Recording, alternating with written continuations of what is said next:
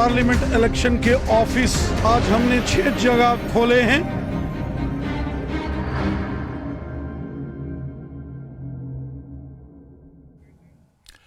नमस्कार, बहुत स्वागत है। मैं हूं आपके साथ अबू हुरैरा और आप देख रहे हैं जेकेएलएच प्राइम टाइम। जी हां, बीजेपी का कश्मीर मिशन। लोकसभा चुनाव के लिए जम्मू कश्मीर में भी अब हलचल तेज हो गई है। बीजेपी ने चुनाव पर फोकस करने के लिए और अपनी तैयारियों को और धार देने के लिए कई चुनावी ऑफिस खोले हैं, कई कार्यालय खोले हैं और बीजेपी लगातार फोकस कर रही है। बीजेपी की नजर कश्मीर की सीटों पर है। बीजेपी की नजर, क्योंकि जम्मू में बीजेपी एक तरह से पहले से मजबूत है और अब कश्मीर पर बीजेपी की नजर है, क्योंकि कश्मीर घाटी की अगर बात करें तो 3 सीटें लोकसभा की आती हैं, लेकिन इसके अलावा कश्मीर में अनंतनाग सीट पर सबसे ज्यादा बीजेपी ने फोकस किया है। जम्मू कश्मीर बीजेपी के चीफ रविंदर रैना ने कहा कि 2024 का चुनाव हमारे लिए एक चुनौती है। हमारा लक्ष्य अपनी सीटें बढ़ाना है और उन्होंने कहा कि पिछले चुनाव में जीती गई सीटों को बरकरार रखना और इसके अलावा सीटों को बढ़ाना भी है। और उन्होंने कहा कि कश्मीर में कमल अब खिलेगा, यानी 2024 में कमल खिलेगा और इसी वजह से बीजेपी एक तरह से मिशन कश्मीर पर पूरा फोकस कर रही है और पूरी मजबूती के साथ बीजेपी तैयारियों में लगी हुई है। आज जेकेएलएच प्राइम टाइम में इसी को हम समझेंगे।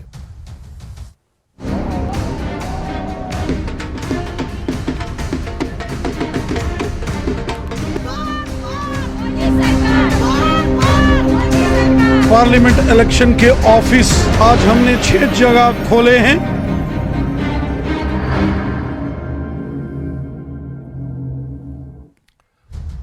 तो बीजेपी ने जम्मू कश्मीर में 6 जगहों पर अपने चुनावी कार्यालय यानी चुनाव की तैयारियों को लेकर एक तरह से अपने ऑफिसेस खोले हैं, जहां से पूरी रणनीति अब लोकसभा चुनाव की बनेगी और शंखनाद एक तरह से कर दिया है बीजेपी ने जम्मू कश्मीर में लोकसभा चुनाव को लेकर।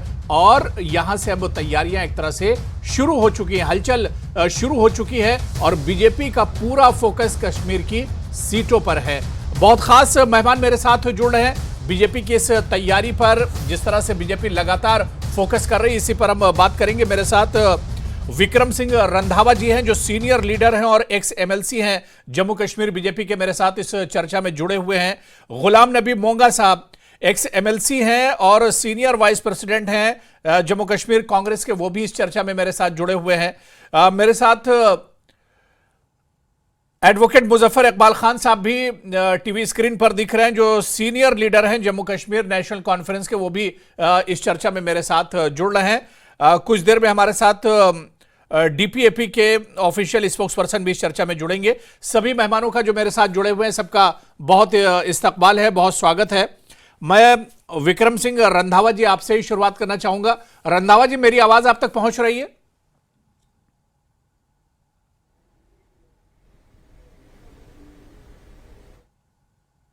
रंधावा जी, मेरी आवाज आप तक आ रही है?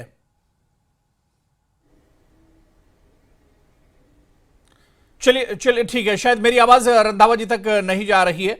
मैं गुलाम नबी मोंगा साहब आपके पास आना चाहूंगा। गुलाम नबी मोंगा जी, सर मेरी आवाज सुन पा रहे हैं आप? जी आइए। जी। मोंगा जी, सबसे पहले बीजेपी ने आज जम्मू कश्मीर और लद्दाख मिलाकर 6 जगहों पर अपने चुनावी जो ऑफिस हैं वो एक तरह से खोले, ताकि बीजेपी अपनी तैयारियों को और एक तरह से आगे बढ़ा सके और पूरा बीजेपी ने एक तरह से फोकस कर दिया है। और बीजेपी की नजर सिर्फ लद्दाख और जम्मू नहीं, बल्कि इस बार कश्मीर पर भी है। मोंगा जी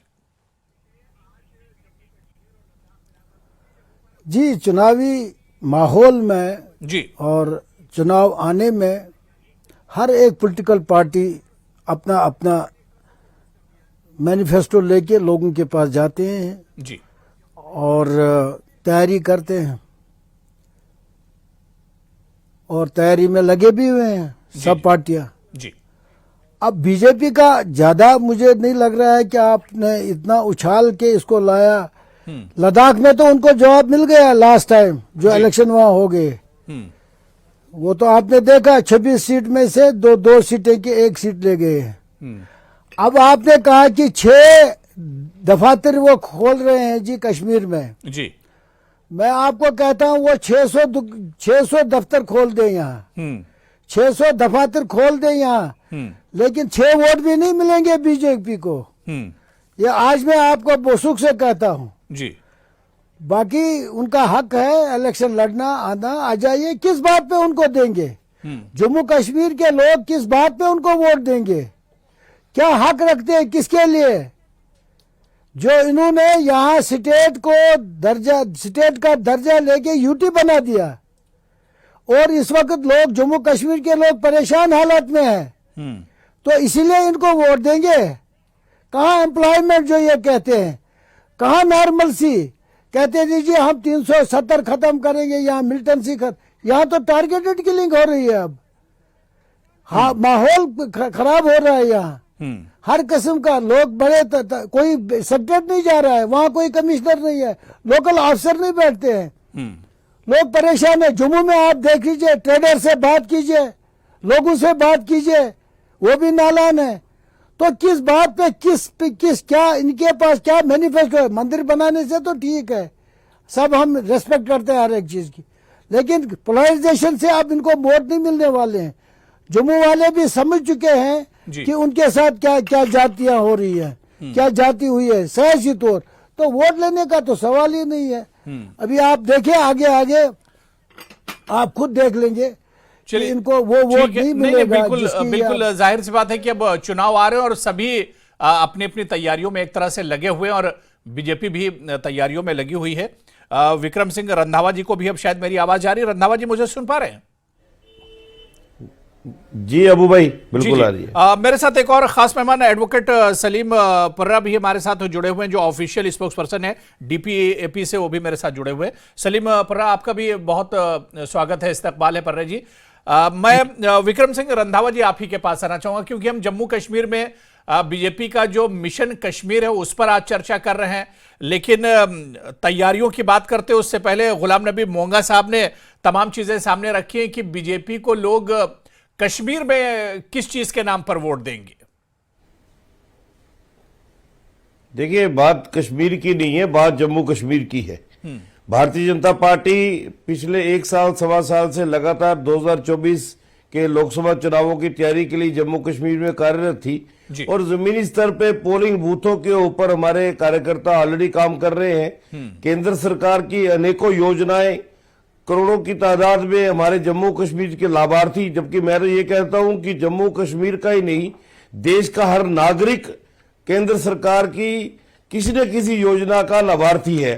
और सबसे बड़ी बात यह है, फ्री वैक्सीनेशन देकर नरेंद्र मोदी जी ने हमें जान बख्शी है, हमें जान दी है, तो उससे बड़ा लाभार्थ और क्या हो सकता था। चलिए, ये बात तो रही है केंद्र सरकार की उपलब्धियों को लेकर, लेकिन मैं ये यकीनन कह सकता हूं कि जम्मू कश्मीर की वर्तमान में राजनीति परिदृश्य में आने वाले लोकसभा के चुनाव में भारतीय जनता पार्टी एक बहुत बड़ा रोल निभाने वाली है।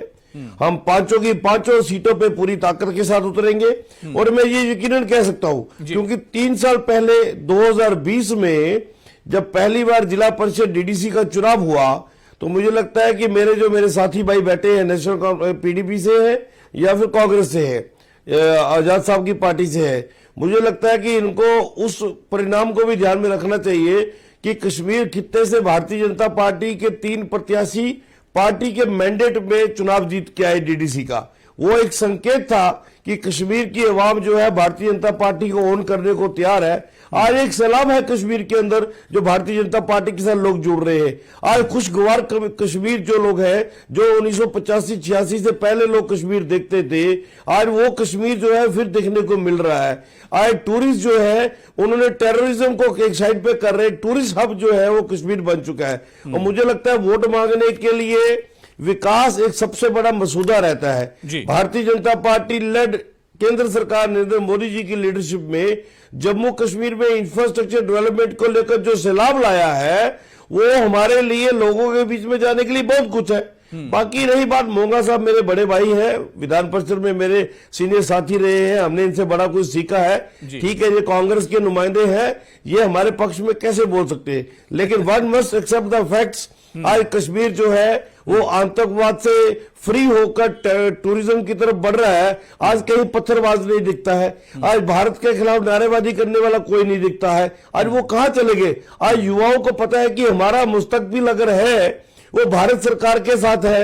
हम भारतीय हैं, ये आम कश्मीरी बोलना शुरू हो गया है, जिनको ये लोग so called Kashmir political party के जो नुमाइंदे थे, ये जो पाठ जो है बॉर्डर के उस पार का पढ़ाते थे कि हमें उस तरफ देखना है, मांगना दिल्ली से है और झांकना पाकिस्तान की तरफ है। लेकिन आज कश्मीर का नौजवान जो है वो पूरी तरह से तैयार है चुनावों के लिए।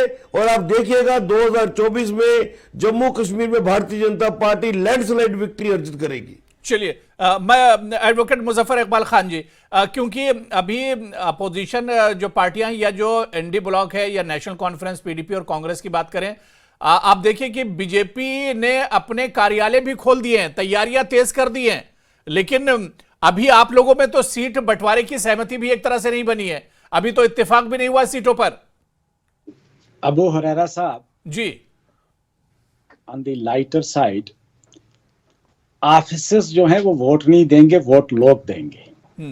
ऑफिसेस खोलने से तो शुरू हो गई ना, तैयारी तैयारी तो जाहिर सी बात है। जी जी, वो ऑब्वियस है कि तमाम पॉलिटिकल पार्टियां तैयारियां करेंगी, कर भी रही हैं, खाली बीजेपी ही नहीं कर रही है। ऑफिसेस में तो वोट डालने नहीं है, वोट तो लोगों ने डालने हैं।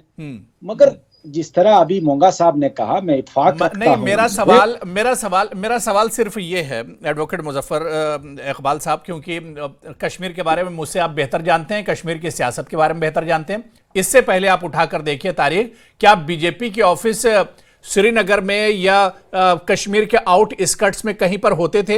क्या बीजेपी के चाहने वाले, बीजेपी के कारकुन कहीं आउट स्कर्ट्स में कश्मीर में होते थे? बीजेपी का नामलेवा कोई होता था? ये जो एक बदलाव है, इस पर मेरा यह सवाल है। ऑफिस तो वोट नहीं देंगे, वोट तो लोगों को करना है। अबू हुरैरा साहब, मैं नहीं समझता कि जम्मू कश्मीर में कोई ऐसी पॉलिटिकल पार्टी है जिसका हर कंस्टिट्यूएंसी में कोई ना कोई कार्यकर्ता ना हो। उनमें एक बीजेपी भी है। नहीं, बीजेपी का देखिए, ये सच्चाई है। बीजेपी का नाम लेवा इससे पहले कश्मीर में कोई नहीं होता था, सभी पार्टियों के होते थे।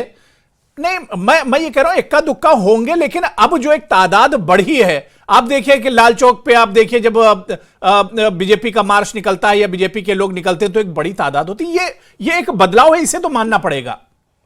अबू हुरैरा साहब, ये बदलाव वोट में कन्वर्ट कब होगा वो अलग बात है, वो अलग बात है। जी जी, वो पता चलेगा। जी, फिलहाल मैं एडवोकेट सलीम साहब मैं आ रहा हूं। जी, हर पॉलिटिकल पार्टी अपनी पब्लिक स्ट्रेंथ दिखाने के लिए बहुत सारे हरबे इख्तियार करती है, और जो रूलिंग पार्टी है वो ज्यादा हरबे इख्तियार करती है। मैं इसे नहीं कह सकता, आप हंस रहे हैं। नहीं, मैं ये कह रहा हूं कि आप सियासी पार्टियों के अपने ही लोगों की पोल खोल रहे हैं। मैं ये कह रहा हूं कि कौन कौन से हरबे इस्तेमाल करते हैं आप लोग। जी, अबू हुरैरा साहब, ये सच्चाई है। जी जी, ये सच्चाई है कि हरबे इख्तियार करते हैं, और जो पॉलिटिकल पार्टी पावर में होती है वो हर हरबा इख्तियार करती है। लेकिन मुझे एक चीज समझा दें, मैं सीरियसली आपको ये कहता हूं, पॉलिटिकल पार्टीज को भी आप अपार्ट रख दो। मैं एक जम्मू कश्मीर का नागरिक होने के नाते, हिंदुस्तान का एक शहरी होने के नाते, मुझे अगर कोई ये आकर कहे कि तुम बीजेपी को वोट दे दो, मैं पूछूंगा भाई क्यों दे दूं? मेरी रियासत छीनी इसलिए, मेरी मुलाजमत छीन गई इसलिए, अनएम्प्लॉयमेंट बढ़ी इसलिए, बेरोजगारी बढ़ी, महंगाई बढ़ी, तिजारत खत्म कर दी इसलिए, मैं क्यों वोट दे दूंगा बीजेपी को? मैं अपने आप को पूछूंगा ना। रंधावा जी इसका जवाब देंगे। रंधावा जी भी तो आंकड़े रख रहे हैं लोकसभा में, तो अमित शाह ने भी लोकसभा में आंकड़े रखे हैं कि कश्मीर में किस तरह से डेवलपमेंट हो रहा है। रंधावा जी आप जवाब दीजिए, रंधावा जी आप जवाब दीजिए। मैं सलीम साहब आ रहा हूं, सलीम साहब आ रहा हूं। स्पष्ट मानना है, मैं मुजफ्फर भाई से बिल्कुल स्पष्ट कर देता हूं, हम आपको, आप वोट देने का मन बनाइए, हम आपको यकीन दिलाएंगे कि भारतीय जनता पार्टी को वोट क्यों देना है, और मापदंड और डाटे और आंकड़ों के साथ दिलाएंगे। आप पहले मन बनाइए कि आप भारतीय जनता पार्टी के पक्ष में वोट डालेंगे। आप उस कश्मीर की आज कल्पना करिए जो कश्मीर आतंकवाद के हवाले करने से पहले जो कश्मीर होता था, आज वो कश्मीर आपके हवाले है। आज कश्मीर के अंदर कांग्रेस परिवार का जो राहुल गांधी सोनिया गांधी वहां आइस स्कीइंग करते हैं, बर्फ के झूले लेते हैं। आप कल्पना भी नहीं कभी कर सकते। रंधावा जी, मैं किसी पॉलिटिकल पार्टी का किसी लीडर का नाम नहीं लूंगा। वातावरण देने वाले नरेंद्र मोदी है। पार्टी का यही खुशगवार वातावरण जो है वो एक्सपेक्ट करता था कश्मीर का आवाम कि हमें कब मिलेगा। आज कश्मीर के अंदर क्या है आपके पास जम्मू के लोगों के पास जाने के लिए कि हमें वोट कश्मीर में क्यों दे 12 बजे तक लोग डल पे वॉक करते हैं, वो कहाँ चलेंगे? क्यों दे देंगे आपको? कहाँ डर है? आपने तो रजौरी पुंछ को भी धकेल दिया उसी आग में। वोट देने का मन बनाए, मैं on the table Aman data बताऊंगा कि भाजपा को वोट क्यों दे। आप मुझे बता दें कोई एक जो आपके पास दलील है कि हमने जम्मू के लिए ये किया है। हम जम्मू वाले कह सकते हैं, एक नहीं अनेक है, एक नहीं। हमने tourist hub, terrorist hub, climate छीनी, टूरिज्म हब बनाया है। हक छीना, मुलाजमत छीनी, ठेके भी बाहर के लोगों के दिए।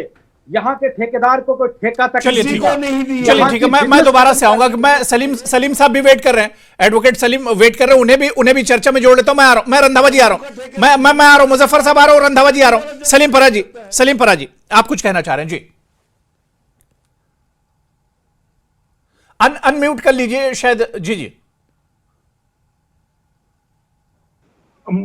जी जी आवाज आ रही है मेरी? बिल्कुल बिल्कुल सर, आवाज आ रही, कंटिन्यू कीजिए। आपने बहुत अच्छा सवाल पूछा था मुजफ्फर साहब से जी कि ये सच बात है, आज से कुछ साल पहले आपको कश्मीर में बीजेपी का ऑफिस नहीं मिलता था। बिल्कुल सही है। और मैं बड़ा हैरान हूं कि मुजफ्फर साहब क्यों कतरा रहे हैं ये कहने में कि ये पीडीपी की वजूहात है कि आप आज बीजेपी के ऑफिसेस कश्मीर में देख रहे हैं। और मैं मानता हूं कि बीजेपी के कार्यकर्ता आज कश्मीर में भी हैं। It's a hard fact and you have to accept that. आप किसी की कमजोरी को छुपाने के लिए मीडिया के सामने सच क्यों नहीं बोल रहे हैं?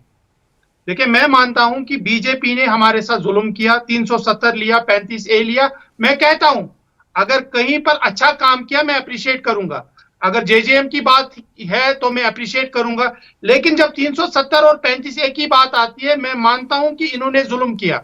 मैं आपसे पूछना चाहता हूं, लोकसभा की बात चल रही है जी। हमारे पिछली बार 6 पार्लियामेंट मेंबर्स थे। बीजेपी से तवक्का नहीं कर सकते कि आपके लिए जम्मू कश्मीर के लिए वो पार्लियामेंट में बोले, क्योंकि आपका नारा था, बीजेपी का नारा था कि हमने 370 को लेना है, उन्होंने लिया।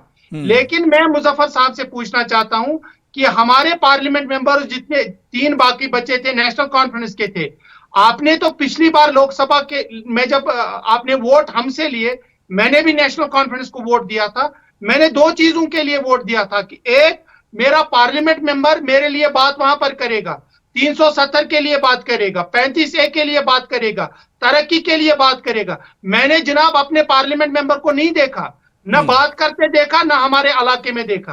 हाँ, ये जरूर कहूंगा कि अगर जम्मू कश्मीर के लिए वहां पर किसी ने बात की, वो जनाब गुलाम नबी आजाद साहब ने बात की। और मैं आज ये स्पष्ट करना चाहता हूं कि गुलाम नबी आजाद साहब का वो तकरीर 5 अगस्त 2019 का जो है मेन वजूहात है कांग्रेस को खैरबाद कहने का, क्योंकि उस दिन उन्होंने सिर्फ बीजेपी को टारगेट नहीं बनाया था, बीजेपी की तनकीद नहीं की थी, बल्कि कांग्रेस की भी। चलिए मुजफ्फर साहब, आपका एडवोकेट मुजफ्फर इकबाल खान साहब जवाब दे रहे हैं, लेकिन देखिए अब डिबेट आज बीजेपी की तैयारियों पर था, या बीजेपी को आप लोग किस तरह से रोकेंगे या बीजेपी आपका सामना कैसे करेगी? आज असल ये मुद्दा है, लेकिन मुजफ्फर इकबाल खान साहब आप जवाब दे दीजिए, आप कुछ कहना चाह रहे हैं? जी। परेश साहब को शायद ये याद नहीं कि 5 अगस्त को नेशनल कॉन्फ्रेंस के लीडर एमपी जो थे फारूक साहब, वो भी अरेस्ट थे और दीगर जितने भी लीडर थे वो अरेस्ट थे। उसके बाद शायद इन्होंने नहीं सुना होगा, कोई पार्लियामेंट सेशन ऐसा नहीं गुजरा है कि जिसमें 370 का मुद्दा नहीं उठाया गया पार्लियामेंट में नेशनल कॉन्फ्रेंस की तरफ से।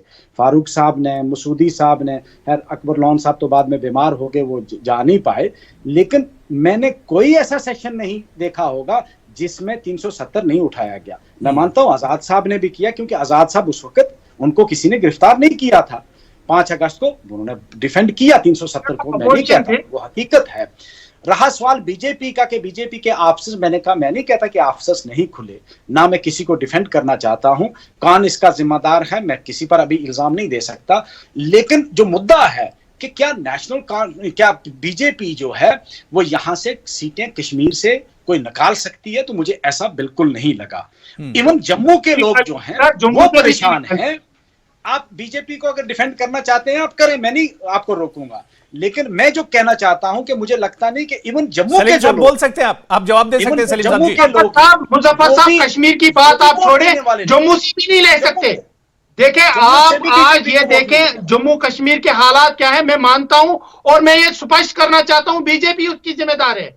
मैं आपसे पूछना चाहता हूं कि आप किस बुनियाद पे लोगों से, कश्मीर के लोगों से वोट लेंगे? हमारी पार्टी जम्मू में भी है, चिनाब खत्ते में भी है और कश्मीर में भी है। भाई आपकी पार्टी कब कहा? ठीक है, देखिए अब वो बीजेपी से दूसरी पार्टियों की तरफ डिबेट जा रहा है, चर्चा दूसरी पार्टियों की तरफ जा रही है। फिर इस पर आएंगे, लोकसभा चुनाव है, डेली इसी पर हमें चर्चा करना है। हम फिर आएंगे किसी दिन कि एनसी ने क्या किया, पीडीपी ने, डीपीएपी ने क्या किया, इस पर हम आएंगे, बात करेंगे। मैं रंधावा जी आपसे पहले मैं क्योंकि बहुत इत्मीनान से गुलाम नबी मोंगा साहब सबको सुन रहे हैं और बहुत सीनियर पॉलिटिशियन है, मैं गुलाम नबी मोंगा जी, क्योंकि बीजेपी ने अपनी तैयारी शुरू कर दी है और आप अभी मिसाल करगिल और लद्दाख की दे रहे थे कि वहां पर बीजेपी की शिकस्त हुई है, लेकिन वहां पर मोंगा जी शिकस्त हुई थी जब एनसी कांग्रेस साथ में थी, और यहां पर तो आपका जो एनडी ब्लॉक है वो तो आपस में ही लड़ रहा है एक तरह से। कैसे मुकाबला करेंगे बीजेपी? बिखर गया है, वो तिनका हो गया। नहीं देखिए, आपके कहने से कश्मीर में भी वो तिनका हो जाएगा। कांग्रेस रंधावा जी बाद में कंप्रोमाइज करेगी, एक सीट पीडीपी को देगी, दो रंधावा जी आप इतने में खुश हो जाए, कुछ नहीं होगा। रंधावा जी के लिए मेरी गुजारिश है कि मेरे मित्र हैं, वो दोस्त हैं, मैं उनकी बहुत इज्जत करता हूं, लेकिन थोड़ा सा हौसला रखिए, सुनने का भी हौसला रखिए। यहाँ मैं आपसे ये कहना चाहता हूँ, मुजफ्फर इकबाल साहब ने बहुत ही सही बात कही कि अगर बीजेपी लोगों के पास जाएंगे और वोट मांगने के लिए, तो किस बात पे है? क्या कमाल किया? क्या उन्होंने कोई अच्छी बात लोगों के लिए की है? क्या यहाँ 370 का हटाने के बाद रंधावा जी आप ही जवाब दीजिए। हम तो आज भी लोगों के बीच में है, वो गिनते रहे, उनको इलेक्शन में मिलेगा, मोंगा साहब लोगों के बीच में मिलेगा। अभी चाहे वोट मांगने नहीं जा रहे हैं, लेकिन आज भी लोगों के बीच में जाते हैं, पार्टी के पार्टी के मंसूबे हैं उनको लेके जाते हैं। ये मुझे समझ नहीं आ रही है, ये जहां हम यहाँ बैठे हैं, मैं आपको अपनी बात कर रहा हूं, मैं इंचार्ज हूं बारामूला पार्लियामेंट्री कॉन्स्टिट्यूंसी का। कल मैं बांदीपोरा था, आज बारामूला हूं, कल फिर हम तो कर रहे हैं, लेकिन इसका चर्चा तो टीवी पे नहीं रोज होता है, क्योंकि आप बीजेपी का चर्चा ज्यादा करते हैं, तो करते जाइए, और आपको वोट मिलेंगे तो सब बात कीजिए। तो आप जम्मू कश्मीर में किस बात पे क्या कमाल किया आपने लोगों के लिए कि आपको वोट देंगे? तो आपने अभी 10 साल से हमने यहाँ कोई इलेक्शन नहीं हो रहा है, स्टेटस अभी स्टेट वापस नहीं मिली है, हमें स्टेटहुड वापस नहीं मिला हमको। वो भी मिलेगी, किस बात पे देंगे? नौकरियां भी छीन गई, जमीन भी छीन गया, किस बात पे देंगे? जरा जम्मू से आप बात करो ना, आप ट्रेडर से बात कर लो, रास्ते चलते मजदूर से आप बात करो। इसी धारा 370 साल से कश्मीर को डुबो के रखा था, आज भी है, सिर्फ ब्लैकमेलिंग का पहले भी था, आज भी है, ऐसी बात नहीं है। आप इसको आंकड़े बनाते हो। सलीम साहब बोल सकते हैं बीच में, अब समय कम है। सलीम साहब जल्दी से अपना सवाल रखिए। आज ये कहता हूं, ये गुजारिश करना चाहता हूं कि कांग्रेस पे बड़ी रेस्पॉन्सिबिलिटी थी आज, कांग्रेस पे आज बड़ी रेस्पॉन्सिबिलिटी है। आपने तो खुला मैदान बीजेपी के लिए छोड़ा, जम्मू कश्मीर की बात छोड़े, आप बात करें, मैदान दिया। ठीक है मोंगा जी सुन लीजिए, मोंगा जी सलीम साहब कुछ कह रहे हैं, सुन लीजिए। जी मोंगा, मैं अदबन आपसे गुजारिश करना चाहता हूं, कर दीजिए, बड़ी जिम्मेदारी थी, लोग कैसे आपको जवाब देंगे? आज बड़ी जिम्मेदारी थी, अपोजिशन को तो आपने बिखरा दिया जनाब। जम्मू कश्मीर की आप बात छोड़े, यहाँ पर जम्मू कश्मीर में आपने असेंबली कैंडिडेट्स आपके पास नहीं है, पार्लियामेंट की बात आप जम्मू कश्मीर में छोड़े, आज आप मुल्क की बात करें, लोकसभा की बात हो रही है। आप पे बहुत अच्छी जिम्मेदारी थी, Congress could have played a pivotal role in getting this opposition together. लेकिन आपने पत्ते देखे, आप ममता बनर्जी की बात करें, बहुत अच्छी लीडर है। ये कहाँ भाई, ये कहाँ चला गया? ये कौन बात कर रहा है? इनके पीछे क्या बात है? आप हमारी जबान मत खोलिए। बीजेपी को अच्छी बात नहीं है। स्पोक्सपर्सन है सलीम साहब जी। ये डिबेट कुछ और है, डिबेट कुछ और है। चलिए आप इसको वहाँ खींच रहे हो आपस में लड़ाई करने के लिए। डिबेट नेगोशिएशन डिबेट का है, उसके बाद कीजिए। कांग्रेस के आप इसका मतलब लग रहा है आप बीजेपी से मिले हुए हैं, इसका मतलब यही है। इसका मतलब यही है आप बीजेपी से मिले हुए हैं, डीएपीए वाला करके ये एक्सेप्ट कर लीजिए कि Congress has failed, Congress has failed on all accounts. You are giving a opportunity. आप जम्मू कश्मीर की बात देखिए तमाम चीजें निकल कर आ जाएंगी। पहले जम्मू कश्मीर में चुनाव हो, लोकसभा के चुनाव होने हैं, सबने तैयारी शुरू कर दी है। बीजेपी का मिशन कश्मीर इस वक्त बीजेपी के सामने है और बीजेपी जम्मू कश्मीर की तीनों सीटों पर, बल्कि लद्दाख की सीट मिला ले, जम्मू कश्मीर की 6 सीटों पर उसका फोकस है। लेकिन बीजेपी कम से कम कश्मीर में एक सीट जीतकर कमल खिलाना चाह रही है। अब जो अपोजिशन पार्टियां हैं, जो एनडी ब्लॉक हैं या दूसरी जो पार्टियां हैं, वो बीजेपी को कैसे रोकेंगी, उनके सामने एक बड़ा चैलेंज है। बहुत बहुत शुक्रिया हमारे साथ जुड़ने के लिए एडवोकेट सलीम परा जी, मुजफ्फर इकबाल खान साहब, गुलाम नबी मोंगा जी और विक्रम सिंह रंधावा जी, सभी का बहुत बहुत शुक्रिया चर्चा में जुड़ने के लिए। तो चलिए जेके प्राइम टाइम में आज फिलहाल इतना ही। कल फिर किसी बड़े इशू के साथ हाजिर होंगे। नमस्कार।